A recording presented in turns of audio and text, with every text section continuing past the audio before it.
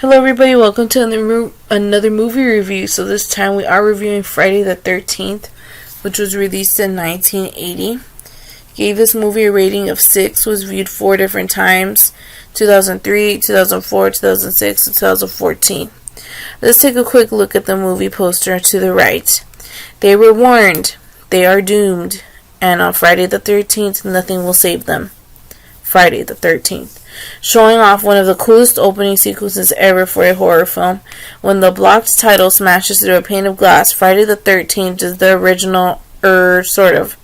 A common misconception by the public is that Jason appears in this one, but the fact is that he doesn't until the next part, and doesn't don the famous hockey mask until the third movie.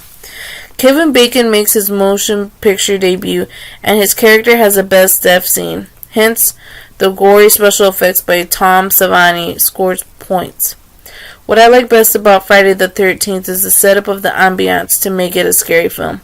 However, thanks to the slow pace, I keep falling asleep and I can't stay awake in one sitting.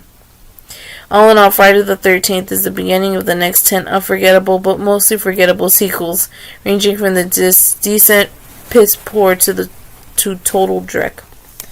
2014. I must have seen Friday the 13th 5 or 6 times in my life, and every time I do, I will fall asleep about 1 hour into it. The film moves slow, so slow that I'm constantly thinking of what I need to do around the house. Nothing interesting happens, it's just a lot of random killing around Blood Camp.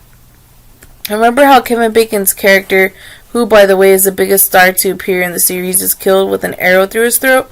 Let's go back several steps and go through the lead up to it. Marcy and he enter the cabin and walk to the bed to have a breathtaking night of fornication. From their angle, they should see everyone who might be under the bed. What's humorous about the entire time they are having sex is that Jason's mother was underneath the bed and listening to them pleasure each other. So disgusting. As annoying as Ned is, I am surprised that he was never killed because I thought he would get the worst of it. Did he have a stipulation in his contract forbidding it, or what? Alice, as the final surviving virgin scream queen, runs inside the cabin, secures the doors and windows, and waits for something to happen.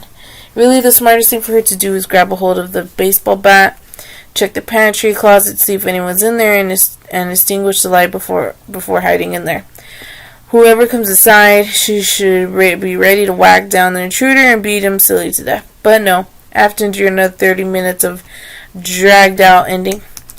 As odd as it seems, I grew up in southern New Jersey, ironically near Haddonfield and Voorhees, go figure, and had gone camping for many summers at locations just exactly like Camp Crystal Lake, but I never once made an association between my time there and the Friday the 13th films. All in all, the slow pace of Friday the 13th is what killed it for me. Yep. So, interesting poster.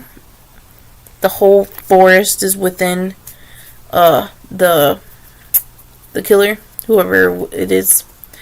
So, anyways, thank you so much for watching. We will see you in another movie review.